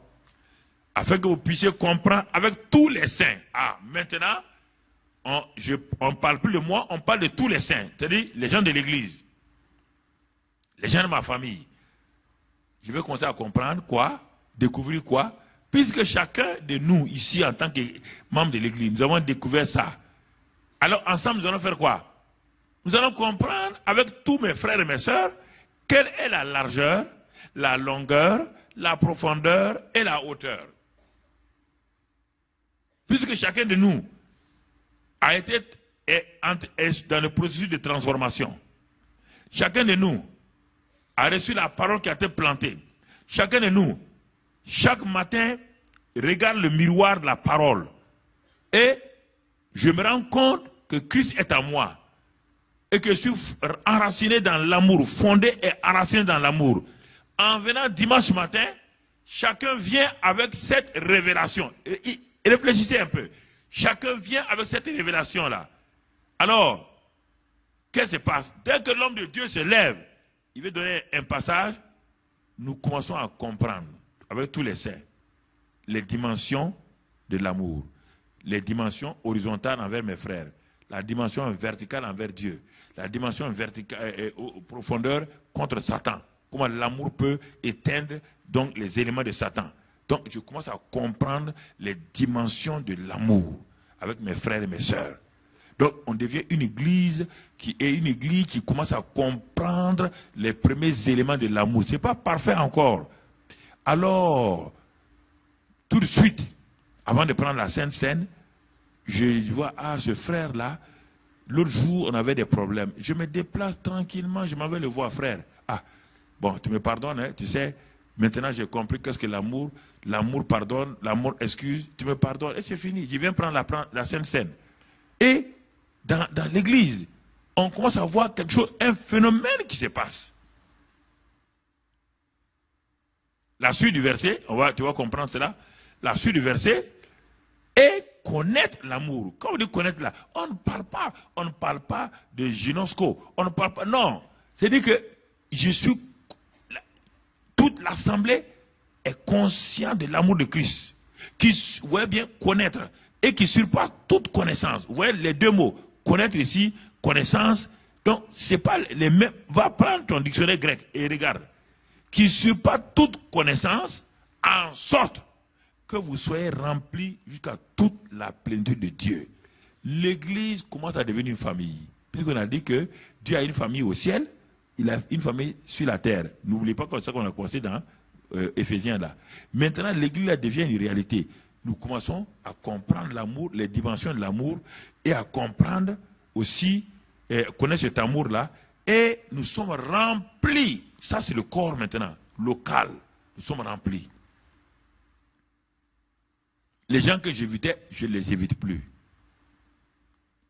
Je ne les évite plus. Au contraire, je m'en vais vers eux pour les saluer. Et si je peux les aider, je les aide. Ils ont un bébé, un enfant. Je prends l'enfant. Avant, je fuyais leur enfant. Je prends l'enfant. Je ne mens plus. Je ne dis pas votre enfant est beau alors que je dis dans mon cœur que sa tête est carrée. Non, je ne dis pas. Non. Je deviens sincère. Je deviens sincère. Parce que l'amour est là. L'amour est sincère. L'amour est sincère. Frères et sœurs, une église qui expérimente cet amour-là, c'est depuis, disons, quelques mois, c'est ça que nous sommes en train de voir et on est dépassé. Les gens confessent leurs péchés facilement. Les gens viennent dire, mais, ouais, tu sais, bon, j'avais telle chose contre toi, mais il n'y a pas de problème. Confessons et puis allons. Vivons l'amour. Vivons l'amour. Dieu a répandu son amour dans mon cœur. J'ai noté quelques éléments ce matin quand je préparais, je priais. Parce que j'ai dit, Seigneur, ce que j'ai fait ici est différent de ce que j'ai fait à Ouaga. Parce que le Seigneur m'a dit, chaque église a une spécificité. Tu ne peux pas reproduire le message de Ouagadou ici. Donc, chaque chose, la vérité présente, elle est importante. La vérité présente. Donc, toutes les dimensions de l'amour commencent à m'interpeller. Et alors, entre nous, nous commençons à vivre les choses. On commence peut-être à se téléphoner. Parfois, mon frère, que je voyais dans un besoin, je commence à m'intéresser à sa situation. Je commence à poser des questions. Ou qu'est-ce qu'il fait, ou bien qu'est-ce qu'elle fait. Et je commence à m'intéresser à sa vie. Mais je ne vis plus dans le style où chacun pour soi, Dieu pour tous. Donc, il y a quelque chose qui se passe dans l'église. Il y a un respect. Le pasteur sent que les gens ont des respects les uns envers les autres. Et ça, c'est la joie du pasteur. Il n'y a rien de plus un pasteur heureux que de voir ça. Quand le culte est fini, on dirait que les gens n'ont pas envie de partir. Ils restent là, ils s'embrassent, ils se parlent sérieusement, ils se mettent de côté. Ça, c'est fort. Vous réalisez que quelque chose de fort est en train de se passer. L'amour, là, l'amour est très, très fort. L'amour, il est très fort. Très, très fort. Regardez, et en ce moment, au milieu de l'église, Galates 5, 22 commence à devenir une réalité. L'amour, la joie, la paix, toutes ces choses-là commencent à devenir une réalité. On ne va pas prendre le temps pour les lire.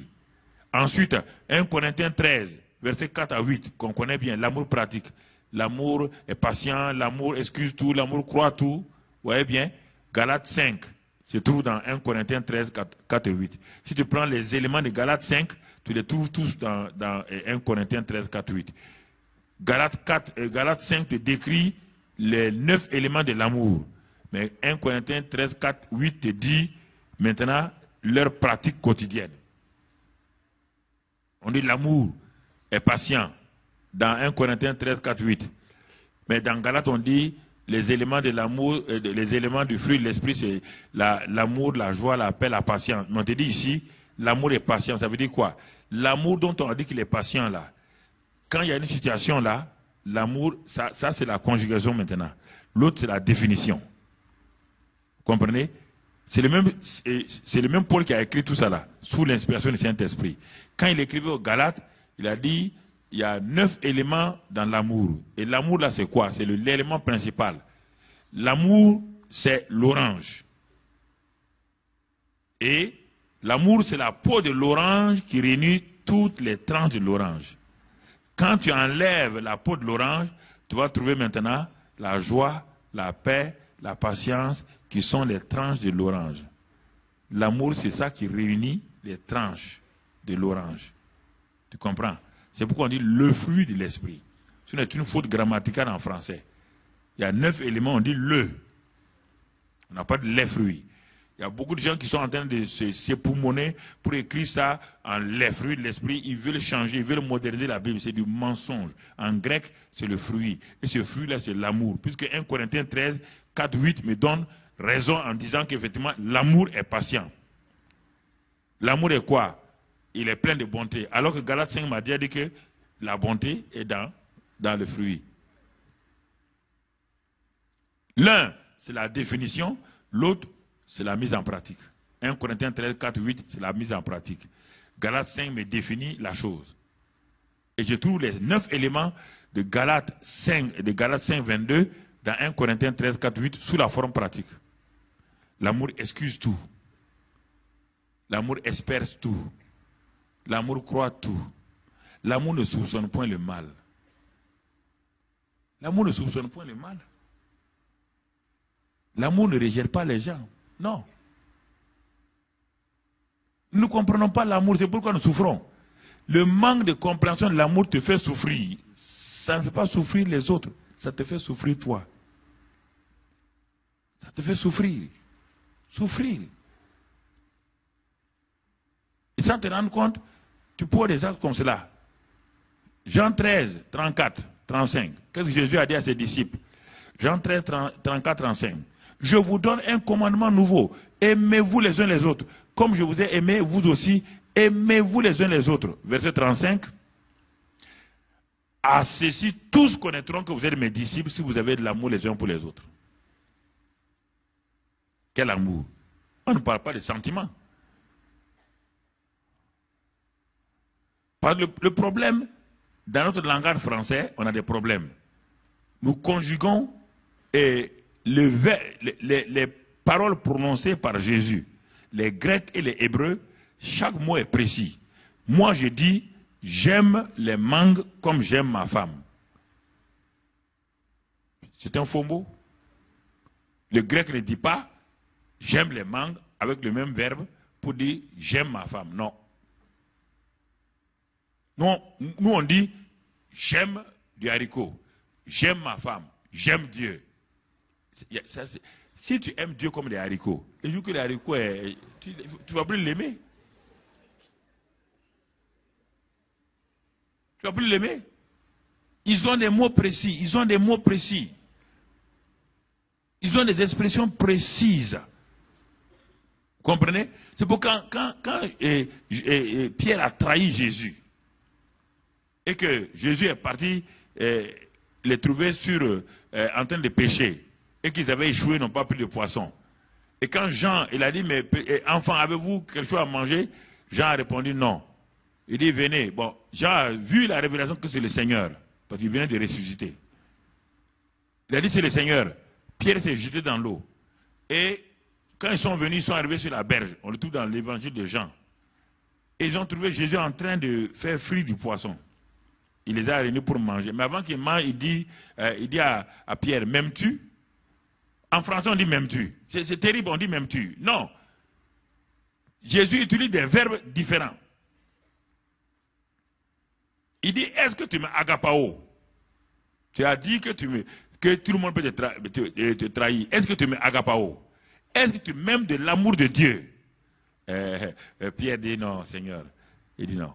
2 fois, il répète ça. Quand il n'a pas pu répondre, 3e fois, Jésus utilise un autre verbe. Il n'utilise plus agapao, il utilise philéo.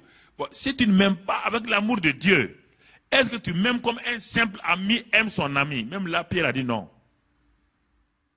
Mais nous, en français, tout est aimer, aimer, aimer. Non.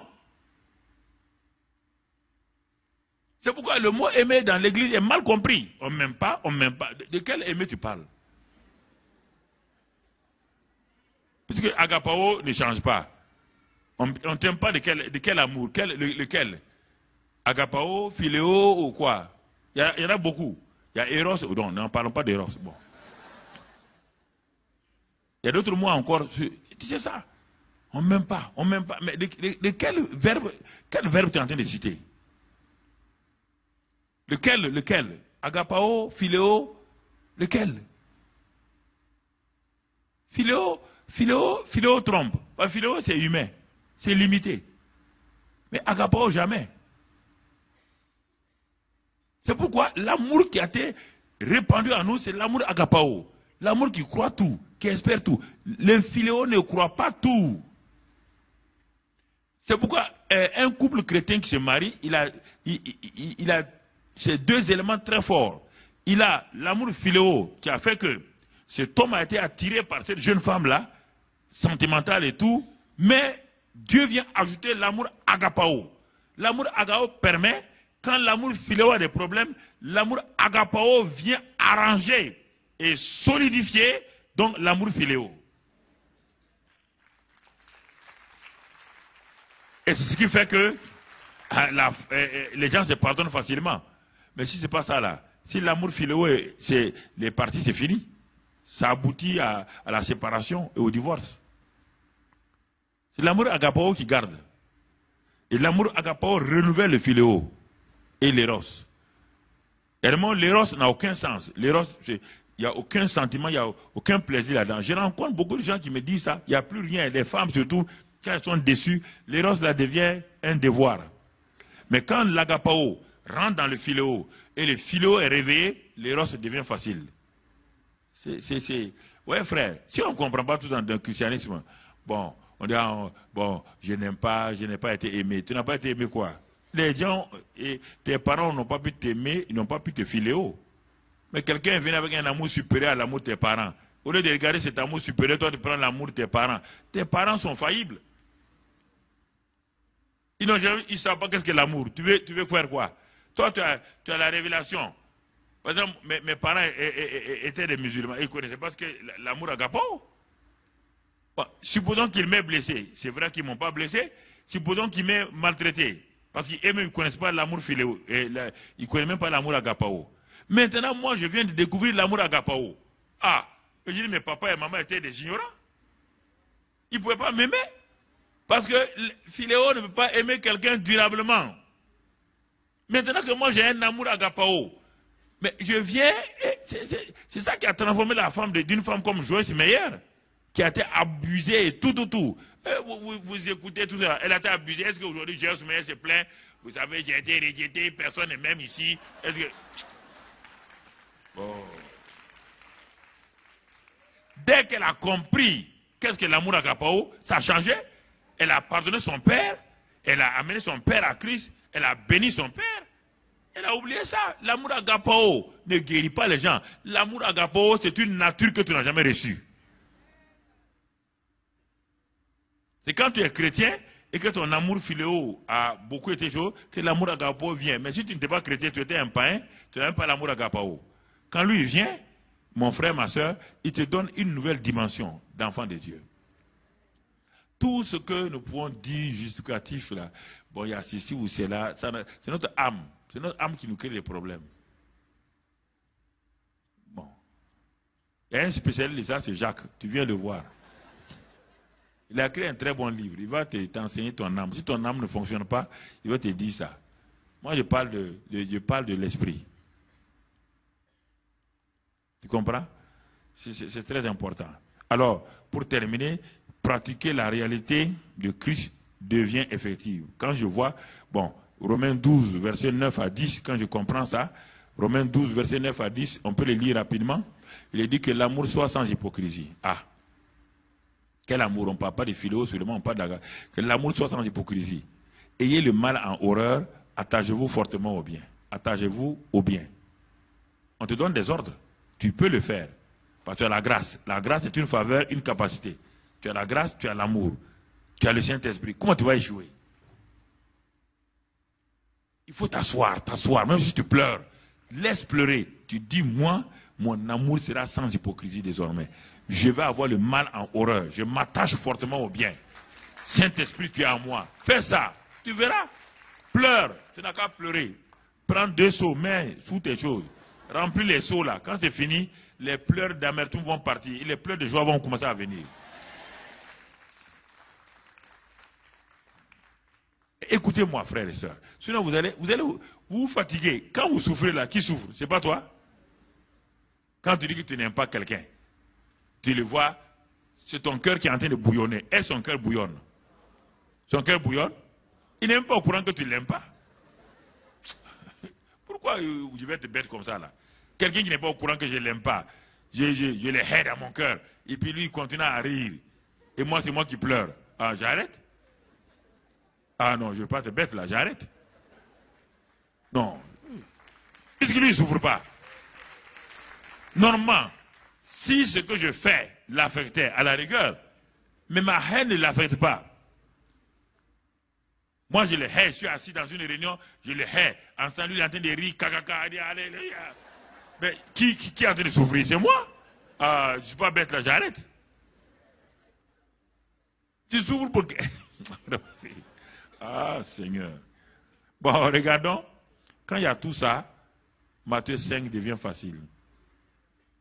Matthieu 5, 44, 48 devient facile. Je vous ai déjà donné. Matthieu 5, 44 n'est plus un cauchemar. Parce que si tu lis Matthieu 5, 44 sans comprendre ça là, tu vas dire Jésus là, il est trop méchant. Parce que regarde bien ce qui est écrit dans Matthieu 5, 44. Mais moi je vous dis, tu vas dire que Moïse même est plus compatissant que Moïse et Jésus.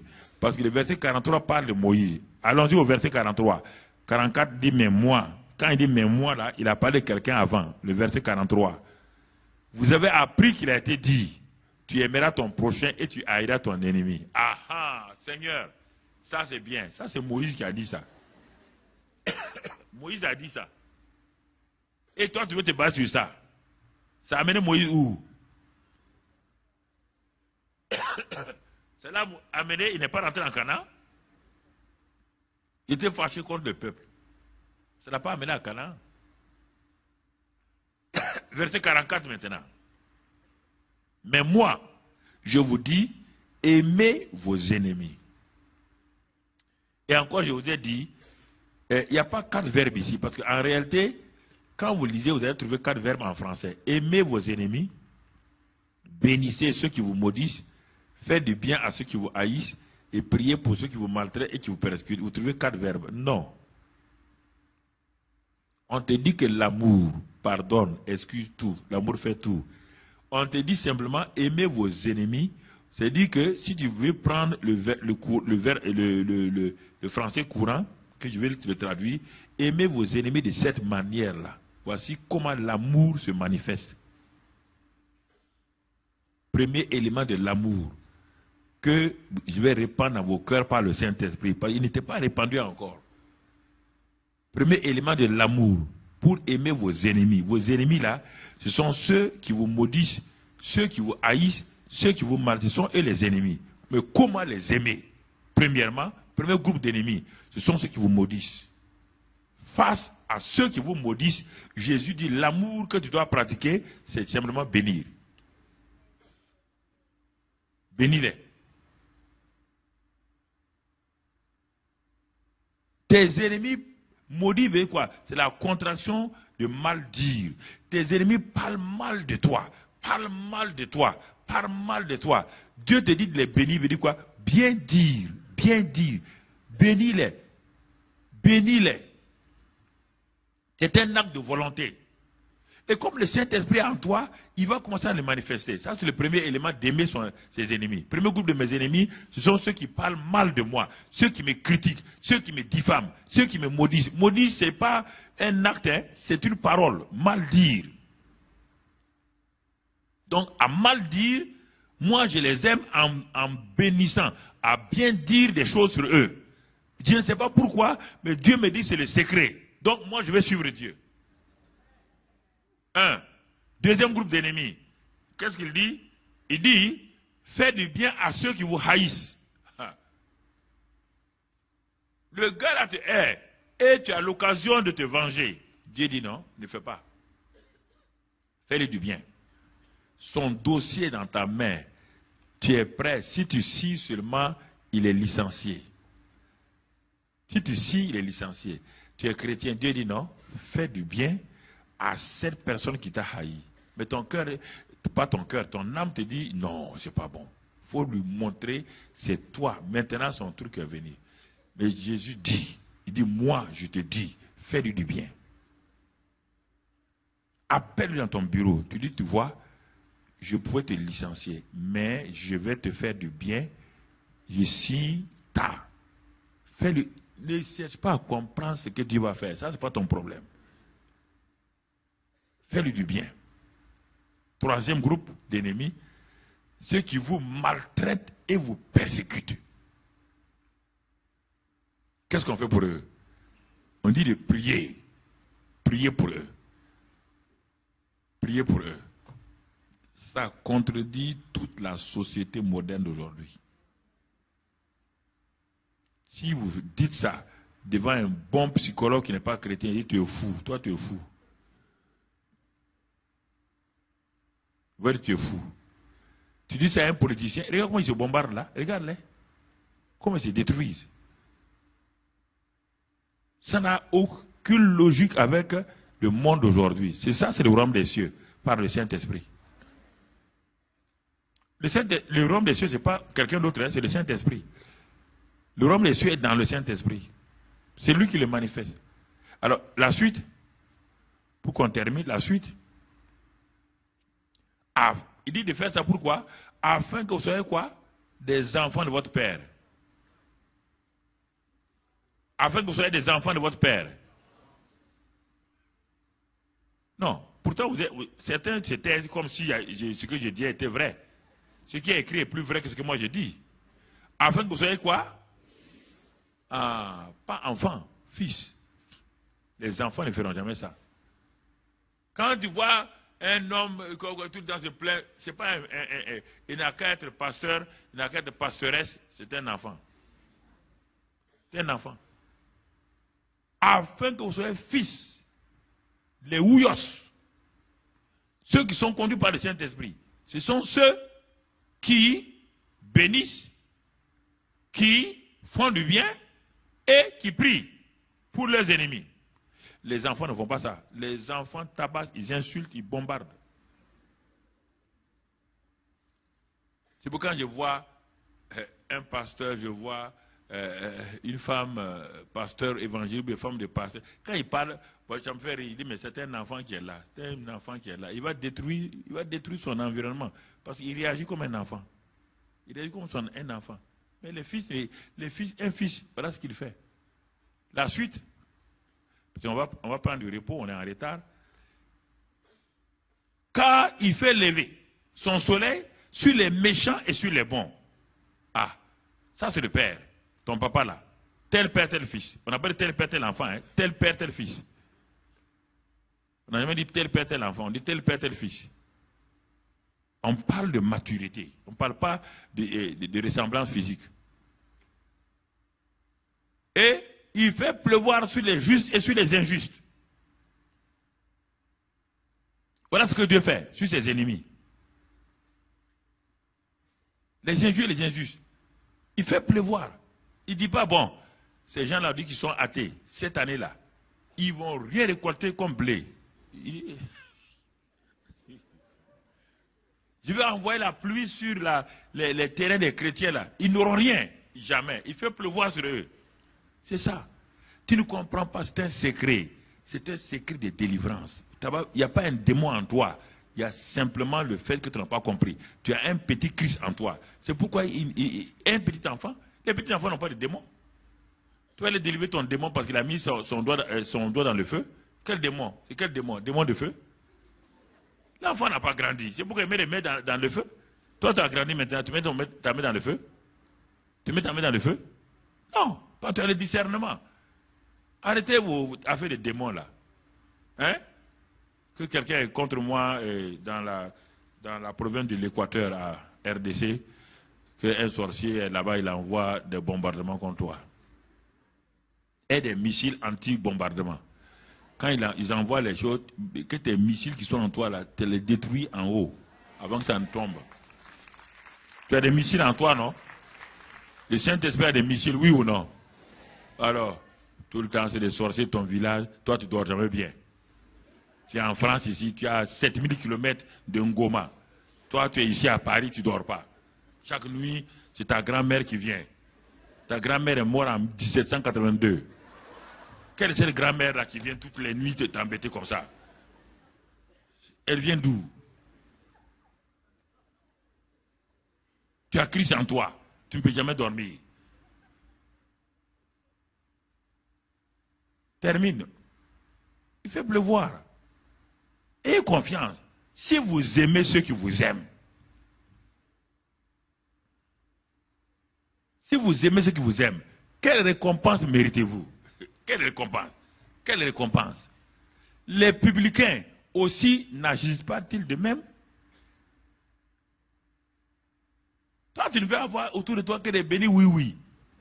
Que des gens seulement qui t'aiment, qui font tout ce que tu veux, mais tu es un insensé. Il dit les publicains, continue. Et si vous saluez seulement vos frères, que faites-vous d'extraordinaire? Les païens aussi n'agissent pas de même? Quelle est la différence entre toi et un païen? Le païen ne salue pas celui qu'il n'aime pas, mais toi, tu dois le saluer. Enfin, soyez donc parfaits, comme votre Père Céleste est parfait. Parfait ne veut pas dire ici sans défaut. Soyez matures. Soyez matures. Votre homme intérieur est devenu un père maintenant. Vous êtes un père comme votre père. Et vous réagissez comme votre père. Un point, c'est tout. Vous réagissez comme lui. Et vous allez voir que votre vie, vos maladies, vos ulcères vont disparaître. Ces fausses maladies qui sont sur vous là vont disparaître. La médecine aujourd'hui est en train de s'orienter vers ça. La médecine dans le monde, c'est ça. Des hôpitaux en Amérique où il y a même, on ne donne pas de médicaments. On demande aux gens de pardonner les gens, de libérer des gens. Et ils sont guéris des cancers et tout. On a découvert beaucoup de choses comme ça dans le monde actuellement. Au Japon, ce qu'ils font, ils ne croient pas à la Bible, mais ils croient en ces choses-là. Et les gens sont guéris, libérés. La haine, l'amertume, il n'y a pas de poison pire que ces choses-là. Ça, c'est le stress oxydatif. Ça bombarde tes vaisseaux, tout. Ça met le stress de l'inflammation sur tes organes. Vous croyez que les comprimés peuvent enlever une haine? Il n'y a pas encore de comprimés contre la haine. Le seul comprimé, c'est de pardonner, d'invoquer le sang de Jésus. Et c'est fini. Ce que je viens de te dire là, évalue-toi toi-même. Évalue-toi toi-même. Écoute-moi, tu es dans une bonne église qui permet qu'on t'enseigne des choses comme ça, c'est formidable. Bon, si c'est pas ça que tu veux, bon, je ne sais pas, tu veux seulement tous les jours qu'on te chasse tous les démons. Quand tous tes démons vont partir, tu vas faire quoi? Tu vas vivre comment? Est-ce qu'on peut vivre seulement tout le temps, le jour, c'est tel démon, il me pique ici, il me pique là, il tire mes cheveux. Il y a un démon comme ça, qui tire les cheveux des gens. N'imaginez pas des choses, n'inventez pas des choses, ça ne vous sert pas. Pratiquez ça là. Prenez ça, prenez la cassette, allez-y écouter, priez, parce que votre pasteur va continuer avec vous. Priez et continuez à appliquer. Vous allez voir, d'ici la fin de l'année, vous sortirez de l'enfance pour entrer dans la jeunesse, et certains des jeunes vont entrer comme des pères. Et vous allez voir la paix d'entre vous. Que le Seigneur vous bénisse, parce qu'on est en retard, excusez-moi, on est en retard. On va se reposer un peu, on viendra pour la deuxième session. Là-bas, je vais donner l'enseignement sur la suite de la foi, et puis prier pour les gens, prier pour les différents cas. Que le Seigneur vous bénisse au nom de Jésus.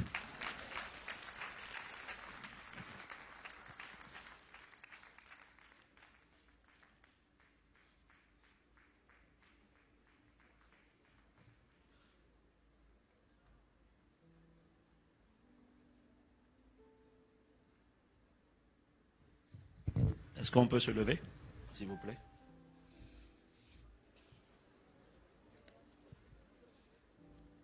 Merci. On va élever la voix, juste dire merci à Dieu. Seigneur, est-ce qu'on peut incliner la tête et dire merci? Merci pour cette première session. Et je vous demanderai, s'il vous plaît, vous qui êtes dans les salles annexes ou vous qui êtes dans l'auditorium, de ne pas si vous ne partez pas, laissez vos affaires, enfin, du moins n'allez pas trop loin. Amen. Voilà, parce qu'après, ça va être compliqué à gérer. Si tout le monde sort pour revenir, ça va être vraiment compliqué. Donc, si vous voulez laisser vos affaires, moi, je ne sais pas trop quoi vous recommander. Est-ce que Prince peut me donner les consignes? Ok, prions d'abord en attendant que Prince arrive pour donner les consignes. Seigneur, merci encore. Merci pour ce moment. Merci pour ta parole. Merci, Seigneur. Accorde-nous la grâce de méditer encore sur ces vérités simples, d'accepter la simplicité de ta parole et de reconnaître que ta parole n'est pas pénible. Parce que tout ce qui est né de Dieu triomphe du monde. Et la victoire qui triomphe du monde, c'est notre foi. Accorde-nous la grâce de mettre ta parole en pratique, c'est-à-dire de donner le pouvoir, une fois de plus, au Saint-Esprit. Ce séminaire vient pour nous rappeler ces choses que plusieurs d'entre nous avons entendues. Mais si nous ne les pratiquons pas, ça veut dire qu'elles ne sont toujours pas rentrées.